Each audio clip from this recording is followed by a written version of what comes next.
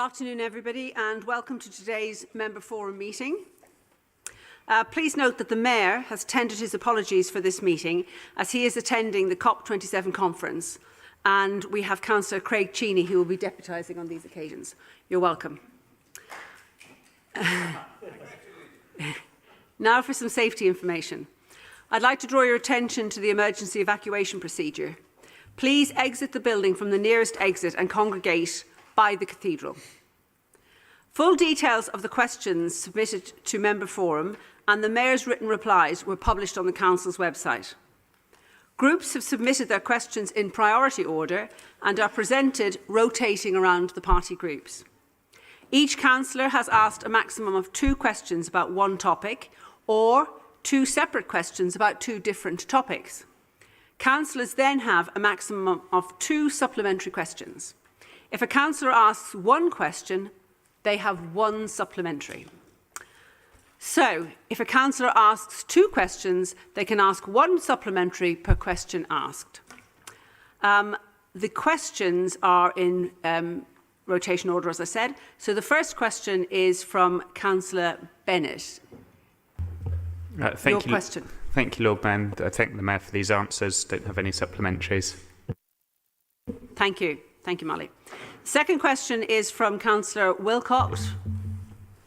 Councillor Wilcox, do you have supplementaries? Yes, I do, yes. So thank you, Marvin and Craig, for your answer about the mass transit things. I'm just wondering, if it is a WECA project, why is nobody from WECA prepared to support it publicly? I mean, it's not a question I can particularly. I don't know the answer to that. I suppose that's a question for WECA, perhaps. But there are certainly the constituent authorities are supportive of the project. Are they? Oh, good. We'll see. And the second question: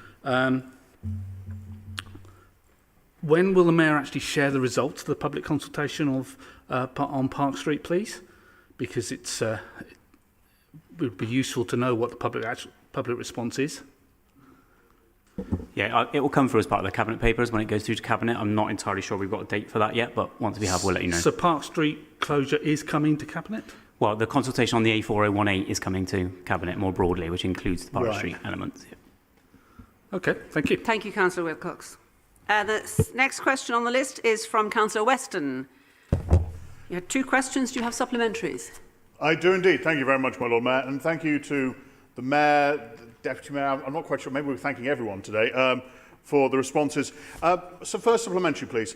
The Cabinet report in June 2019, which talked about the bus lane on the A418, specifically said that it would not be a 24-hour bus lane. Can you confirm that if a bus lane is introduced, it will not be a 24-hour bus lane?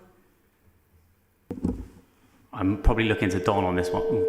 Mark, sorry, you too. Thank you. I'll probably look to Don on this one for a more specific answer on. Yeah, happy to. I mean, well, I don't have the details of this, but what I would say is you'll know, Mark, what Henbury and Westbury Village are going to face over the coming few years. And I think really work as positively as you can with officers to provide the best possible public transport and to mitigate the massive impacts on the villages there. And try not to quibble each element in the short term, because we're all thinking about the long term. Thank you. Second supplementary then. First of all, can I thank the Mayor's Office for reaching out and meeting with me, by the way. I failed to say that. Secondly, I'm not quibbling about it, but these bus lanes won't do anything at all. So can I have my supplementary, and I suspect I'm going to need someone to come back to me with this. The stretch of bus lane we're talking about between Crow Lane and Charlton Road, which, again, I think will do nothing. Can I have the assessed improvement in bus time that this benefit will supposedly bring? I mean, I'll defer to Don's greater knowledge on this, but I don't see why that would be an issue. But yes, absolutely. We'll pick it up with you, Mark. Yeah. Thank you. Thank you, Councillor Weston. We now have questions from Councillor Massey. You've had your answers. Do you have supplementaries? Thank you, Lord Mayor. Only to say that I hope we will continue to resist naming streets after areas that are not very good. Smoking is just not something we should be glorifying in the names of roads anywhere. So I hope the next administration, whatever that may be, will continue to apply that rule. Thank you. Thank you for your points. Councillor Plowden, you have questions and answers. Do you have supplementaries? So thanks for all the answers, echoing everyone else. The first one is about the A37. I think my residents were hoping for something which might look at least what the options might be to address some of this HGVs on coming through their neighbourhood. One of the ideas was possibly using the ANPR cameras to put in a congestion charge for lorries, or the other was timed closures so they're not coming through at school run times. But at the moment, all I've got is something that tells me it's a trunk road, which isn't really an answer to my question. I was asking, what are the options to start thinking about how we might do this? If I may, Your Lord Mayor, congestion, every time these lorries start and stop, they do something like 1 million times more damage than a car. So putting them through at congested times means that if we can get some revenue from them in a congestion charge, it might help offset the maintenance costs. It's not I think the supplementary question has been asked. Okay. Yeah, I mean, so I used to live on Bathwell Road, which you'll probably know is just on just off the A47 there. I know that bit of Bristol very well, and I do know it's always been a problem with trucks and or big HGVs going up and down that section. In terms of what the potential options are, I'm sure that's something that we can come to. I'll come back to you on it though, Ed, if that's all right. Do you have a second supplementary? Yes, on this stretch of road, there's a bit of paint that denotes a cycle lane that gets worn out in about 18 months. I'm quite alarmed not to see cycle lanes and other pedestrian facilities as safety issues listed on this list. So can we assume that some of this paint will be replaced because it's a safety issue? Yeah. I mean, it's in the list, isn't it? It's the second highest priority in the list. Yeah. It's been on the list for 23 months since it was raised. Yeah, I mean, obviously, across the council, so we're running with 400 staff less than we're supposed to have. This is having significant impact on every team, and there are a number of questions that will come tonight where the answer is going to be the same thing. We haven't got the staff that we had even 3 months ago, let alone 2 years ago. So yes, it's in a priority list. We'll work through it the best way we can, but we can't deliver everything tomorrow, even if we wanted to. Yeah. Thank you. Councillor Goulandris, you have your answers. Do you have supplementaries? Thank you, my Lord Mayor. Yes, a quick supplementary, if I may. Thank you for the answers. As you say, the school's behaviour has been quite bizarre. The supplementaries, did you get an opportunity to speak to Darren Jones, the MP, or not? So I haven't personally. Well, I do speak to him, but I haven't spoken to him on this subject. I don't know if Marvin has yet. I can pick that up with him, though. Let you know. The next question is from Councillor Hussain, but I don't see. Nope. We'll move on. And we don't have Councillor Stafford Townsend. Nope. So we move on to Councillor Smith, parking on the Downs. Do you have supplementaries? I do, yes. Thank you very much for the responses. If I can just make a point of clarity first, that there are two entirely separate programmes, both of which seem to be called A4018. The one I'm referring to here is the number 2 bus route programme, some of which is on that road. It's not the A418 programme that Councillor Weston was asking about. How we managed to get to that point, who knows, but there we are. My first supplementary, you say it will come forward shortly, which is great, but shortly isn't a date. The forward plan says before next April. Can you narrow it down to less than 6 months? Yeah, so I had this conversation when going through these questions earlier, actually. No is the answer. We can't narrow it down to a specific date, but it's never easy to do that. In particular, well, I'll come back to the point I just made. We haven't got the staff that we need to do things as quickly as we would have done even 3 months ago. We've got a vacancy freeze. It's causing problems all over the place. But Don, I don't know if you've got a more specific. No, but I think this as an element of the A374018 was one of the ones that was least controversial, and I think we're positive about it. So I think it will come forward in good time. Thank you. Do you have a second question supplementary? I do, yes. The conversations that I had with members of the Mayor's office prior to the last election were about doing both of these things together, because simply closing the road doesn't solve the problem, it moves it. Both need to happen. Now, those are off the record conversations. I can't quote them. I don't have anything in writing, but it was quite clear it was two things in parallel. Now we seem to have moved to two things in series. The parking won't start until the road closure is finished. What changed? And what's stopping us from doing that now, or indeed what stopped us from doing it a year ago? Why do we need to wait until the road closure bit of it has been done? Yeah, Don, I don't know if you know the answer to that. I understand there was some complication with the modelling, but I don't know the details. I would suggest different funding streams. At a guess, I don't know. The original, I could tell you about the 401837 because I've been involved in that from the beginning, basically.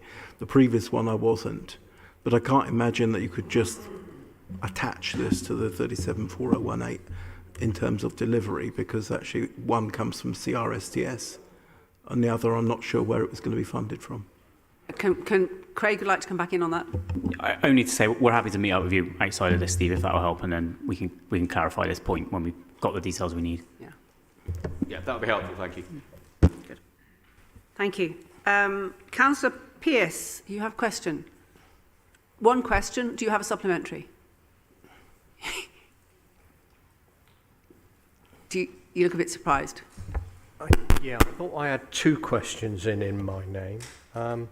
And I need to know which one I'm addressing first, because as you can see, I have marginal utility on my device. Okay. This is the list I have in front of me says one, but I'm happy to be corrected. I think Labour question 5 is also, Steve, isn't it? This question is, when will the Mayor be willing to use bodies such as core cities to apply pressure on the government to ensure this doesn't happen in relation to the redistribution of funding? No, you're going to have to say that again. So the question is, would the Mayor be willing to use bodies such as core cities to apply pressure on the government to ensure that this doesn't happen? This is about Rishi Sunak, that question? Question 4?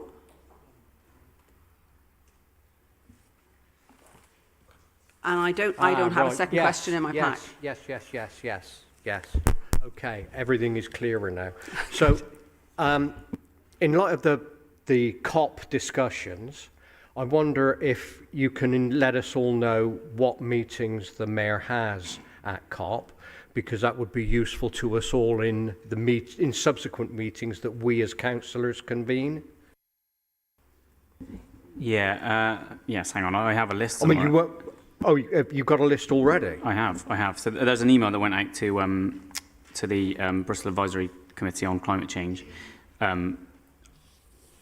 So, I mean, I can read them out to you if that's of any help to you. So, the UNDP high-level opening session meeting with COP presidents, Resilient Cities Network and Sustainable Markets Initiative reception. If this is going to be a long list, it is going to be a long list. I'm happy to send it to you. It would be better if you write to me, please. Needless to say, there's lots of things, all of which are very important, and it's great. Because it'd be useful to be able to use that in our convenings going forward.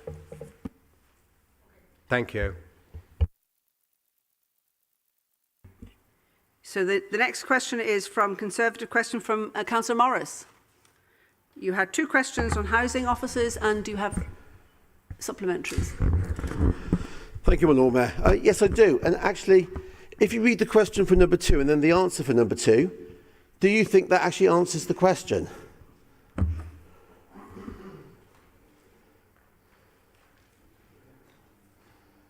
Well, so the answer is we're doing a refresh of an independent review of the need of how many housing officers we need to deliver the service that we need to deliver.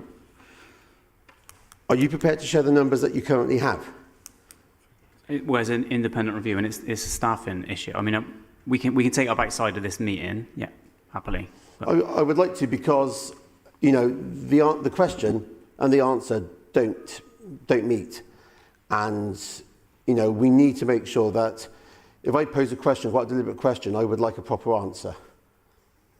Thank you. Okay. Yeah. Thank you. Now we're back to you, Councillor Pearce, on your separate question, and they're listed differently. This is a new thing for me because they're on different subjects. So this is about capital projects. So if you've had your question and you've read your answer, do you have a supplementary? I do indeed, Lord Mayor.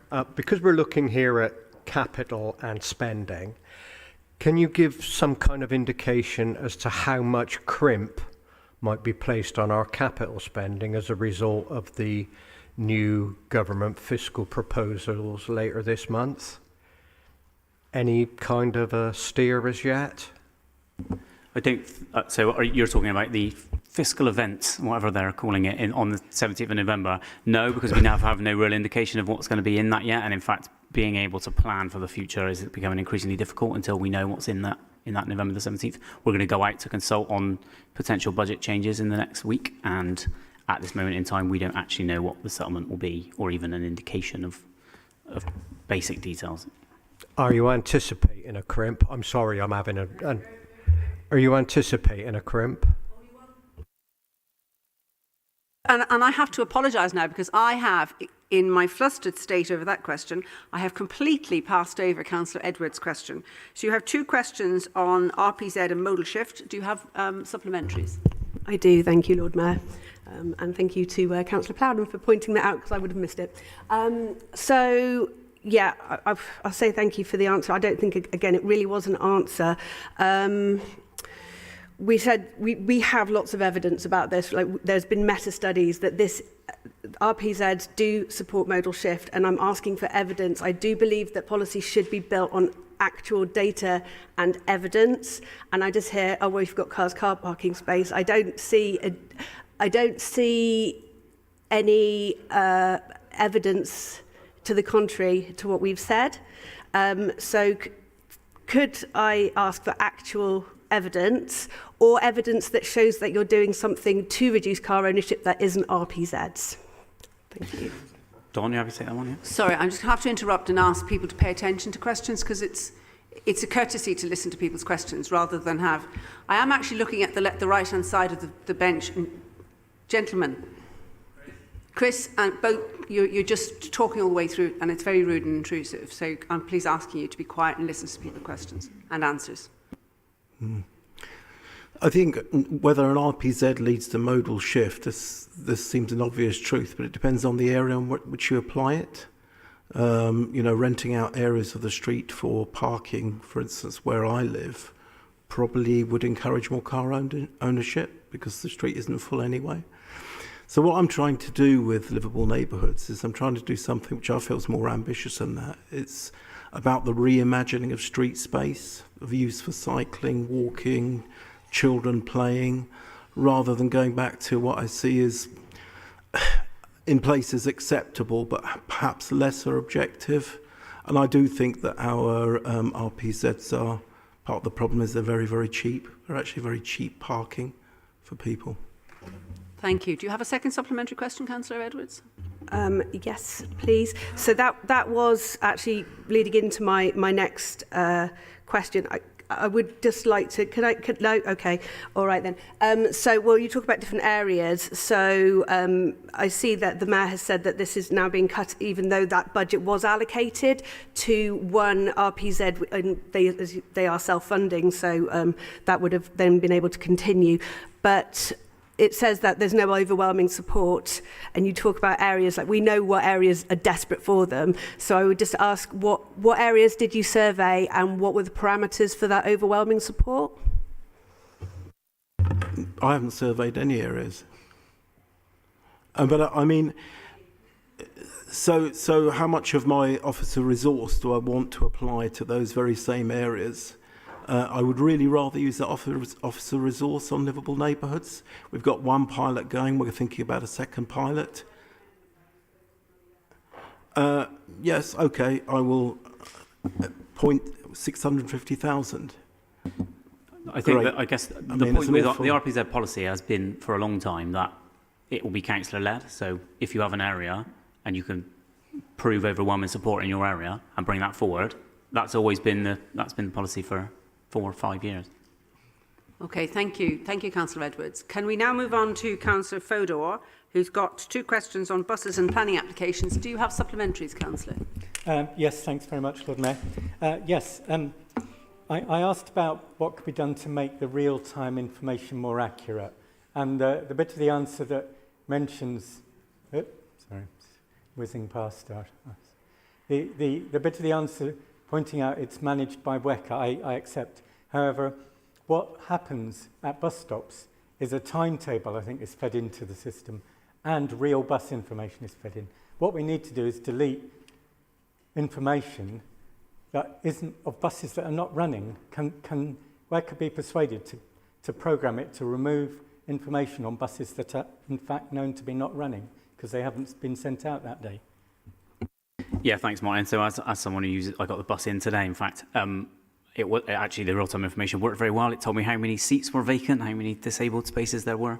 But other times, particularly if you're coming from the city centre out, you quite often get that ghost bus that says it's coming in 3, 2, 1 minutes, and then the next one's due 19 minutes or something. Yeah, absolutely. I feel the pain of that, and we will encourage WACA to improve that in some way. Thank you. Do you have a second supplementary? Yes. In terms, I appreciate there are very limited resources for development control, and the answer does explain that the funds that are paid to manage it are not enough to manage it. So we are short of staff. But what really worries me is the idea that swifter decision making, it says, rather than negotiation, will be carried out. And the idea of swifter decision making makes me think there won't be policies negotiated that we have in our local plan. There'll be, shall we pass it or shall we fail it, reject it? And that really worries me. People will be worried if we're not seen to be negotiating to achieve the policies in our local plan. I think Nicola will probably want to come in on that, Nicola. Hello. I'm sorry, I'm just reading that response in a bit more detail. I mean, I think perhaps I can just illustrate what's happening on the other side of this fence. So in talking to the sector, so if you ever get briefed by people who want to invest in the city, they often will vent a frustration about how long it's taking to get resolutions to their applications and things like that. And so we've sent a really strong signal to the city this week, and I'm continuing to do those meetings about I don't know how to put this any other way, really. Don't mess us about. So we've all seen it when submissions come in deliberately higher, deliberately denser, deliberately poorer than what they know ultimately will get policy compliant recommendation for approval. And so the flip side of how I interpret that is about a really, really strong message to the investment sector and to pension fund holders and to developers to say, you want your scheme determined quickly, you want favourable outcomes in this city, communities want homes, but communities want the right types of homes in the right locations. We have to work differently to achieve that in this context. And so there isn't a sea of money coming our way, sadly, in planning. Planning performance agreements are continuing to be signed. There's a debate there about how much they are in future and whether or not we charge the sector more to deliver faster. But I don't think in any stretch of the imagination, not on my watch certainly, that there'll be any dilution of our new local plan policies. Okay, that's reassuring. Thank you. Thank you. We're now on to Councillor Eddy, who had 2 questions about street naming. And do you have supplementaries? Yes, I've got 2 supplementaries, Lord Mayor. But first, can I raise a brief point of order? You don't need to be a brain surgeon to realise that's the policy answers given to Councillor Massey, Associate Councillor, myself, an opposition councillor, were utterly different. Utterly. I've been in this chamber long enough to know that actually answers to members' questions are crafted and drafted by actual officers who are politically impartial, and then often lead members add political points to them. I have to admit, I've got sadly to acknowledge that I rarely expected a completely truthful reply from the Mayor, but I've always assumed the officers' answers will be largely accurate. Can I ask either the head of paid service commenced investigation into why we receive such duff information, or otherwise I'll pursue the matter through my own council and my own channels? On these specific questions, the comparison between the 2 of them, is that what you're trying? Is that your point of order? Yes, indeed. It's very often clear that actually the grounds given to Councillor Massey help to actually health reasons grounds, which is what the Mayor's office was quoted in saying. To me, he's talking about commercialism and promoting companies. So that's Councillor Eddy, untrue. You're making a very elaborate point here now. So are we saying you want the head of paid services to respond about the I suppose, fairness of the 2, comparing the 2 responses to those specific questions? I'm saying that actually Officers clearly, I would expect, drafted the replies. Why are they so fundamentally different?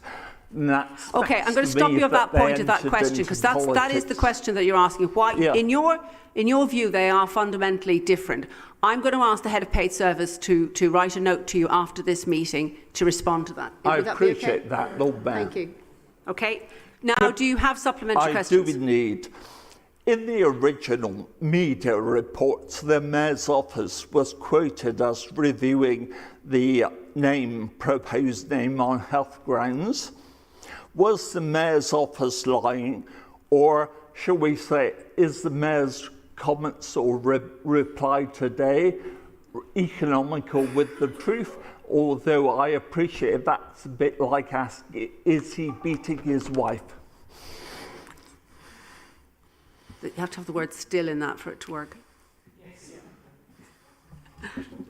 Yeah, so I'm not entirely sure what the question is. So is the question that there was inconsistency between the newspaper report and our answer in this question? Yes, Deputy Mayor. They clearly indicated it was on health grounds in the press report. The answer to me is given from the Mayor purely in respect of commercial promotions of company products, so that would be utterly inaccurate, of course. So what I'm saying, was the Mayor's office wrong? Was the Mayor wrong? Yeah, no, I mean, I just think there's both of those answers. You can give different reasons, lots of reasons. yeah, I mean, I haven't seen the press report, so I guess the obvious thing would be, if you could send those through to me, we can look at that, but I'm not entirely sure what the difference is. The answer is pretty straightforward. I was thinking it's rather unfair posing this. Councillor Eddies, I'm actually going to have to ask you to. You're using up a huge amount of time here today, and do you have a second supplementary? Can we have it brief, please? Yes. I'm perplexed by actually the grounds given. Surely the street naming team knew their own policies, so why would they propose 4 names not acceptable? Does he agree that looking at order discontinue Will's products like Bristol, Cinderella or Free Castles brands are a considered alternative? So politically, we struggle to support street names that endorse smoking, I suppose, which is perhaps separate to the policy around commercial, the links to existing commercial brands. But so, I mean, I suppose that's the answer, and that probably answers your first question, really. There's 2 things. There's a political answer, isn't there? And then there's a policy answer. Thank you. Can I move on now to Councillor Hucker, please, who's got one question on Stockwood Lane Crossing? Thank you, Lord Mayor. No supplementaries. Thank you. We're to Councillor Hathaway's not here. Question from Councillor Michelat? No. And again, back to you, Councillor Hucker, for your second question, which is on parking charges. Do you have a supplementary on that one? No, I don't, thank you, Lord Mayor. Good. Okay, so now I will take the member statements in order of receipt. I'm noticing I'm not going to go through this whole thing here in front of me, because I can see that we've got one statement from one person and that person isn't here. So we have one statement from Councillor Macaulay, and Councillor Macaulay isn't here. So I think that means that I am bringing this member forum to a close, unless somebody tells me to do something else. So, we're all right? Well done. Thank you.